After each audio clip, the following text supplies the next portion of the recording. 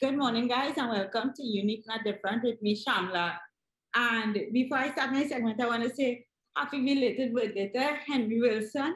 Henry, happy birthday, and I hope you enjoyed. I know I didn't reach out. I couldn't get to call you, and I didn't want to message, so I'll call you this week. Last week was hectic, but definitely expect a call. And happy belated birthday. With that being said, I have Mr. Lakan Sipasat. He is the Service Welfare Manager for the Trinidad and Tobago Black Welfare Association. And you know, school is out. There are many summer camps going on for students and children. And we are going to talk about how inclusive these summer camps are and if there's any summer camps available for students and children who are blind. So good morning, Mr. Sipasat. How are you doing? Hi, good morning, Shamla, and thank you for having me. I'm doing very well, thank you. Awesome. So, um, in terms of like, okay, so, you know, I won't say summer vacation, but the July August vacation is in effect right now, right? From your perspective, from the TT Blind Welfare Association, has anyone who is doing summer camps and so on reached out to you to find out how to make these summer camps inclusive for to children who are blind? And also, are you aware of any summer camps that currently going on or about to start that is inclusive for children who are blind? Well, the reality is, Shamla, there is none that have reached out to us. And over the years, as persons who know me will be aware, I have been involved with children who are blind since 2006. And over those years, the only camps that children were invited to were the ones hosted by the blind community. And there is no inclusion in ordinary summer camps. So we have a motto we work by.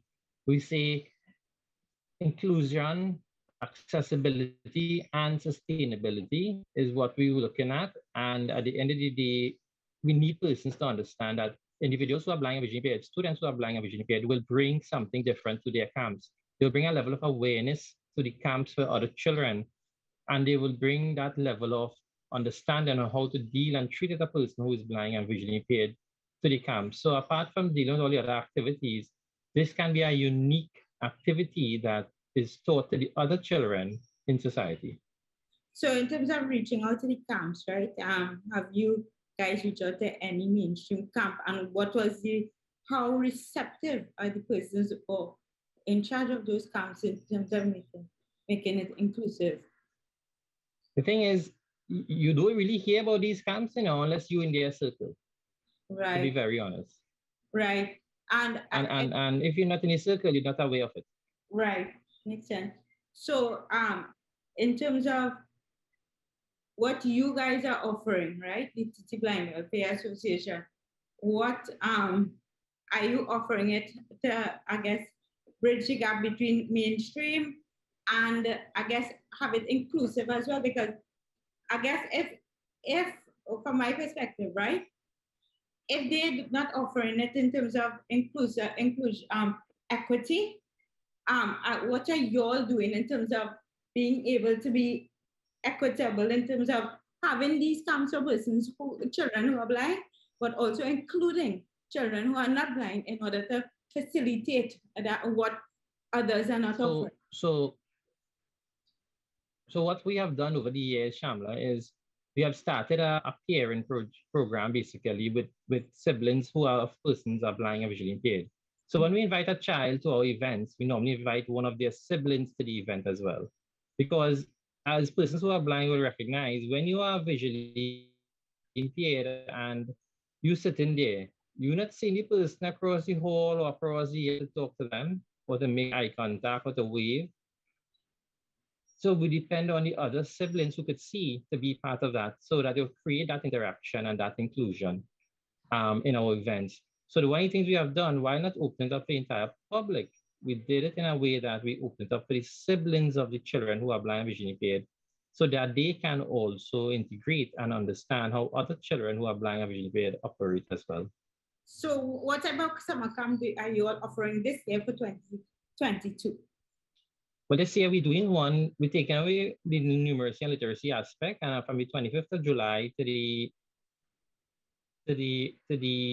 29th of July, we would be hosting the camp at our facility in Santa Cruz, where we would be having more integrated and interactive sessions. So we're looking at food preparation as one of the days of activity, sports, goalball, for the blind is a Paralympic sport. For persons who are blind as well, we're also looking at talent show and physical board games, because board games is something that people fail to realize persons who are blind and children who are blind could participate in as well. So we want to show them some games that they can play with their families, their other siblings, be part of the whole family activity. And we're looking at 2 field trips, one at either water resort, but those prices are really high. So we're looking at the open beach. Of course, this would be with their parents, going with them. We're just facilitating the event. And the other one is to go to one of those petting zoos so that we could allow the children to interact with the animals and be a part of nature and understand what is, what a animal feels like, a particular animal feels like, because many times take for granted. Children knows, oh yeah, we touch a toy animal. And recently I came out of a workshop and I was using a giraffe as an example. And this child was touching the giraffe. And when I actually went to the zoo in America to feed the giraffe, the child was stretching up in the air and they thought the child was nervous, only to realize the child concept of a giraffe was very tall. And they didn't realize that the giraffe could bend its neck from the shoulders and come down very low. So, a simple concept like that is what we try to introduce to our children, and that they understand what real life is about. Yeah, you try to introduce the practicality of things, right? So, how persons can reach out to the TT Blind Welfare Association should they, I guess if they want to participate, and also if they want to, I guess, know more about what you all and stuff like that. So we have our contact numbers at 624-4675. We also we are on Facebook, Trinidad and Tobago Blind Welfare Association 1914, that is 1914. You can get us on WhatsApp at 395-3086. Right, so those are 3 mediums you could reach us at, and also email address is the acronym of the Blind Welfare, TTBWA, the year we started, 1914 at gmail.com. Okay, and that's you could just say it in the end, but just for to the end of in 30 seconds, right? What advice would you give to other camps in terms of reaching out to you guys to be more inclusive and offer these I guess, services to children who are blind as well? What advice would you give? So what I will say is, if you want your camp to be unique and different, Shamla, no pun intended, but if you want it to be unique and different, and if you want it to be part of society, be included in society, be integrated, be accessible, invite persons with disabilities, invite persons who are blind, and share and give that difference in your camp. Let the children of today understand what it is to work with and deal with and interact, play, and involve themselves with other children who are blind and visually impaired. You'll be amazed to see their behavior and the way they will operate. The humanity of the children will come out and teach the adults something, actually. Awesome. Mr. Lakan, I want to say thank you so much for coming and expanding your knowledge on and your experience and what you do in relation to the TT Blind Welfare Association. And definitely what I take from this is that when you have inclusion, but from that young age, I guess persons won't be segregated because they would have an understanding on how to bridge the gap.